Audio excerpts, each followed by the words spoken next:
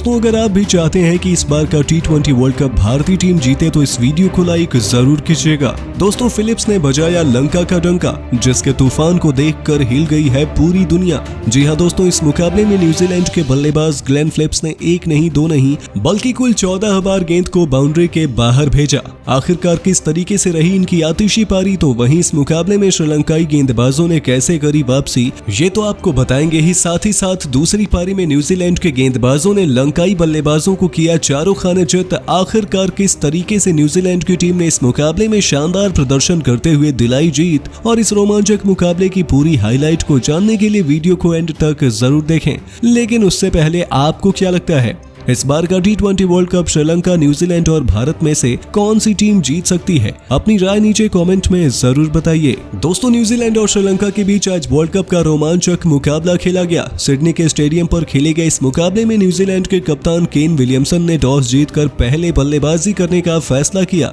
जो काफी हद तक सही भी साबित हुआ, क्योंकि पहले बल्लेबाजी करते हुए 167 रन 7 विकेट के नुकसान पर न्यूजीलैंड ने बना दिए थे। दरअसल न्यूजीलैंड की तरफ से पारी की शुरुआत करने के लिए फिन एलन और कॉनवे आते हैं, तो वहीं श्रीलंका की तरफ से गेंदबाजी की शुरुआत महेश तीक्ष्णा ने करी, जहां पर न्यूजीलैंड को पहले ही ओवर में झटका लगता है, और ये झटका काफी ज्यादा तगड़ा था। जहां पिछले मुकाबले में 16 गेंदों पर 41 रनों की पारी खेलने वाले फिन एलन 1 रन बनाकर आउट हुए। दरअसल उन्हें महेश तीक्ष्णा ने एलन को क्लीन बोल्ड किया, जिसके बाद बल्लेबाजी करने के लिए कप्तान केन विलियमसन आते हैं, जहां पर तीसरे ओवर में न्यूजीलैंड की टीम 7 रन के स्कोर पर एक और झटका लगता है। जी हां दोस्तों, तीसरे ओवर में धनंजय डे सिल्वा ने डिवॉन कॉनवे को क्लीन बोल्ड किया। आपको बता दें कि अपने मुकाबले में 92 रन बनाने वाले कॉनवे इस मुकाबले में मात्र 4 गेंदों में 1 रन बना सके, और अब बल्लेबाजी करने के लिए ग्लेन फिलिप्स आ चुके थे। लेकिन श्रीलंका की टीम आज अलग ही उद्देश्य के साथ आई थी, जहां श्रीलंका की टीम ने न्यूजीलैंड की टीम के ऊपर पूरा दबाव बना दिया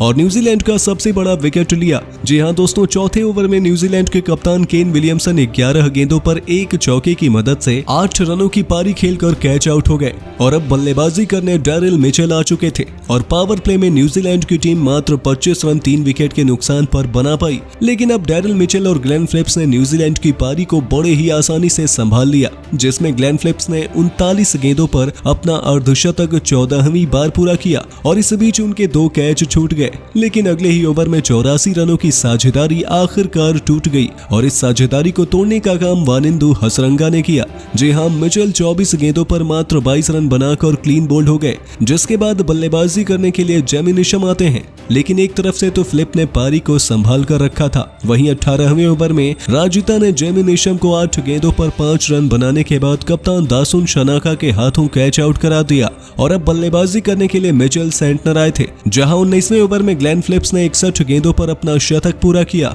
और न्यूजीलैंड की तरफ से वर्ल्ड कप में शतक लगाने वाले वो दूसरे खिलाड़ी बने। इसके अलावा अंतिम ओवर में आखिरकार ग्लेन फिलिप्स 64 गेंदों पर 10 चौके और 4 छक्के की मदद से 104 रन बनाने के बाद कुमारा की गेंद पर दासुन शनाका के हाथों कैच आउट हो गए, जिसके बाद बल्लेबाजी करने के लिए इस शोडी आए, और पहली ही गेंद पर 1 रन बनाकर शोडी रन आउट हुए, और अब बल्लेबाजी करने साउदी ने आते ही चौका लगा दिया। तो दूसरी तरफ से मिचेल सेंटनर 5 गेंदों पर 11 रन बनाकर नाबाद रहे, और इसी के साथ न्यूजीलैंड की टीम ने 20 ओवर में 167 रन 7 विकेट के नुकसान पर बना दिए। लेकिन 168 रनों के लक्ष्य का पीछा करने के लिए जैसे ही श्रीलंका की टीम उतरी, तो श्रीलंका की तरफ से पारी की शुरुआत करने के लिए कुशल मेंडिस और निशंका आते हैं, जहां पर गेंदबाजी की शुरुआत सऊदी ने करी। लेकिन पहले ही ओवर में सऊदी ने श्रीलंका के बल्लेबाजों पर दबाव बना दिया और एक भी रन नहीं दिया, बल्कि निशंका को 5 गेंदों पर बिना खाता खोले LBW आउट भी कर दिया, जिसके बाद बल्लेबाजी करने के लिए धनंजय डे सिल्वा आते हैं। लेकिन दूसरे ओवर में शानदार गेंदबाजी कर रहे ट्रेंट बोल्ट ने अचानक से तहलका मचा दिया। जी हां दोस्तों, दूसरे ओवर में ट्रेंट बोल्ट ने श्रीलंका को दोहरा झटका दिया, जिसमें उन्होंने सबसे पहले तीसरी गेंद पर कुशल मेंडिस को 3 गेंदों पर 4 रन बनाने के बाद डिवॉन कॉनवे के हाथों कैच आउट करा दिया, जिसके बाद बल्लेबाजी करने के लिए श्रीलंका आए। तो दूसरी तरफ से बल्लेबाजी कर रहे धनंजय डे सिल्वा भी आज कुछ खास कमाल नहीं कर पाए, और मात्र 3 गेंदों पर बिना खाता खोले ही क्लीन बोल्ड हो गए, जिसके बाद बल्लेबाजी करने के लिए भानुका राजपक्षे आते हैं। तो वहीं चौथे ओवर में एक बार फिर से बोल्ट ने 440 वोल्ट का झटका दे दिया, और श्रीलंका को 8 गेंदों पर 4 रन बनाने के बाद फिन एलन के हाथों कैच आउट करा दिया, जिसके बाद बल्लेबाजी करने के लिए करुणारत्ने आते हैं। तो वहीं पावर प्ले के समाप्त होते ही अगले ओवर में पहली ही गेंद पर मिचेल सेंटनर ने करुणारत्ने को 8 गेंदों पर 3 रन बनाने के बाद ट्रेंट बोल्ट के हाथों कैच आउट करा दिया, जिसके बाद बल्लेबाजी करने के लिए कप्तान दासुन शनाक आए और इसी के साथ 24 रन पर आधी टीम पवेलियन लौट गई और अब पारी को दासुन शनाका ने संभाला, जिसके दम पर 8 ओवर में 43 रन 5 विकेट के नुकसान पर श्रीलंका ने बनाए थे, जिसके बाद श्रीलंका इसी तरीके से मुकाबले को हार भी गई। तो दोस्तों, आपको क्या लगता है इस मुकाबले में जीत के हीरो कौन रहे? हमें अपनी राय नीचे कमेंट में जरूर बताइए और ऐसे ही शानदार खबरों के लिए सब्सक्राइब कर लीजिए हमारे YouTube चैनल को।